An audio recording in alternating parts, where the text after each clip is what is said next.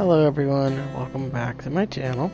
For this video, it's going to be like a three-ish combination. It's going to be an unboxing of a tank, a setting up of a dirted tank for the first time, and then adding the fish to it. So for the tank, I have a 5-gallon top fin tank here, which for people that don't know, that is PetSmart's brand of tanks.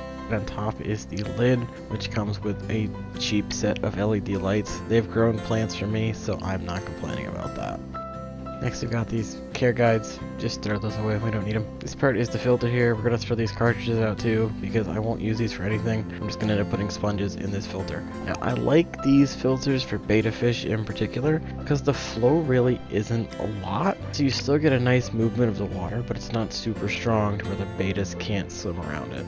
And in this box is just the adapter for the lights. It comes with a little adapter with an on-off switch, which I probably won't be using either because I'll end up hooking this up to a timer like all my other tanks are. This is just the rest of the packing, so we'll take a look at this and just make sure nothing's inside, and then toss that aside as well. And then down here is the intake for the filter. I've never had them off before, but it just snaps on, so it's not that big a deal.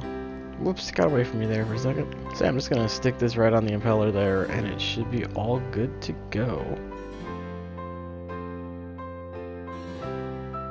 Oh look, another little care guide. I'm gonna just throw that out too. We don't need that either. And then this is a divider that comes with the tanks.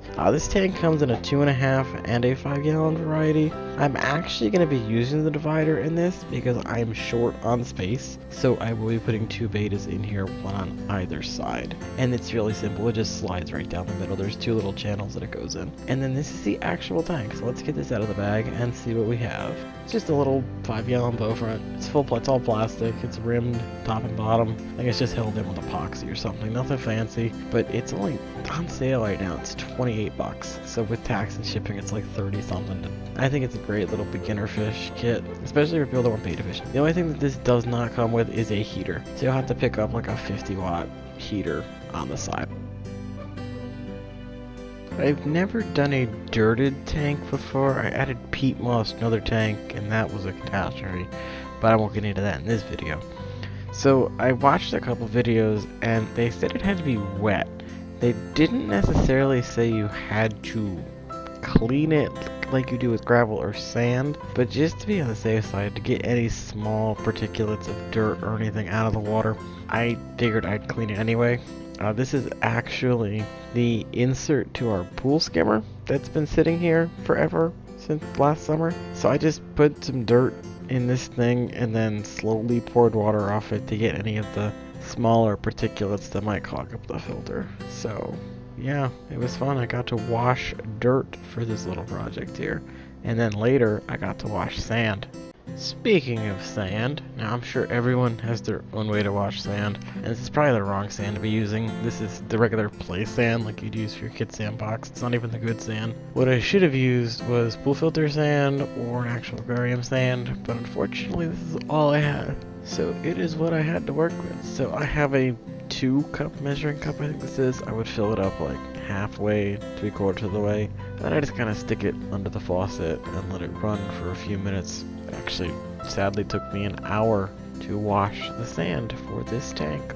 So I usually wait until it comes up clean or looks a little clean, not like super cloudy, and when I don't notice any more runoff, and then I just say that's good enough and dump it in the tanks. And again, I'm sure there are far better ways to clean sand than this, but I just used what I had and went with it. Now I actually purchased 2 of these because I ordered 6 bettas. So there were 2 different ways I was doing this. One way I was just doing dirt and sand, and then another way I wanted to try dirt, gravel, and a sand layer on top. So since it's my first time working with a dirted aquarium, I figured let me try it 2 different ways, see which way works best for me, and then going ahead in the future, I know which way I like and what works for me. So you will see 2 separate tanks here being put together, one just dirt sand, and then the other dirt gravel sand.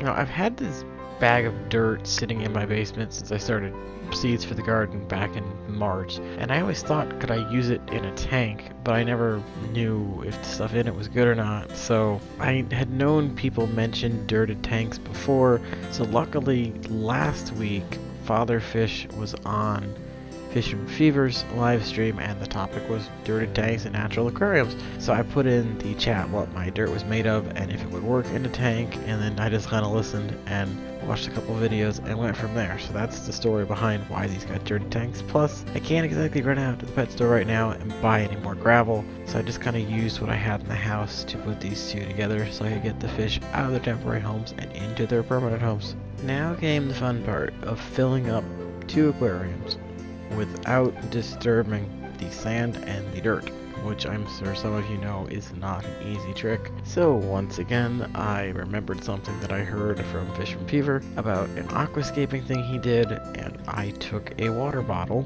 and just kind of poked some holes in it with a razor blade. Now, please do not do this at home if you're a small child.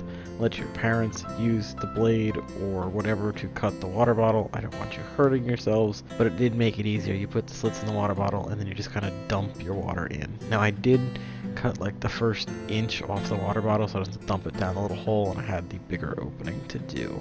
Now with the first tank, I put the sand in dry. I did not wash it like I did with the second tank because I heard something in a video that said to put the sand in dry and not wet. So for the first tank, I did it that way without washing the sand. So of course it was a cloudy mess, and is still a cloudy mess. With the second tank that I did the day after, I actually washed the sand thoroughly like you saw, and then I put the sand in on top of my gravel. And that tank is much clearer, and I was actually able to put the fish in right away. Once I let the filter run a little bit and the tank cleared up to the point where you could see through it. But again, it was nowhere near as bad as the first tank I did without washing the sand.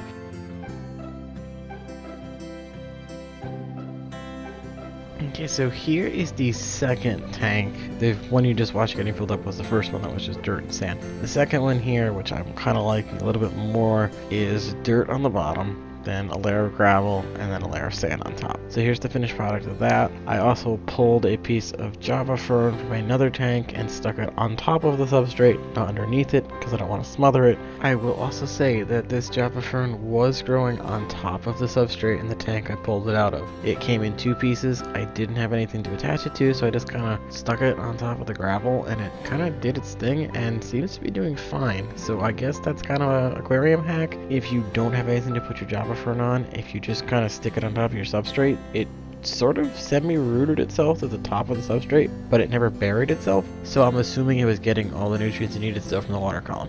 And then on the other side, for now, until I get more plants, I had a fake, what I'm assuming is an Amazon sword. It's silk, don't worry. So I stuck that underneath the gravel as well. And then I do plan to get more plants for these tanks. One option was an Amazon sword, or a red melon sword, or something that's easy to grow. I can also go scavenging around my other tanks and pull things. I have some moss balls, I have Java moss, I have Anubias in other tanks. I can clip things. I have other stuff that I can stick in here if I don't want to buy anything. But I was hoping for some like low to medium growing height plants just to stick in here, so these guys had some nice places to hide and go to sleep on. And of course I have floater plants that if I need to, I can just throw in there to help soak up some of the bad stuff that we don't want in our tanks. I know I said earlier that this tank didn't come with a heater, so I've probably mentioned what heater I got. I got a preset to 78-ish heater off Amazon. It was, I want to say like $12 or $14, so nothing too extravagant, and it is preset. And I did notice that with the ambient temperature in my room, the tanks are staying around 78 to 80 degrees. I haven't seen them go below 76, so I'm going to say that the heater was going to work fine, so I'm pretty happy with it.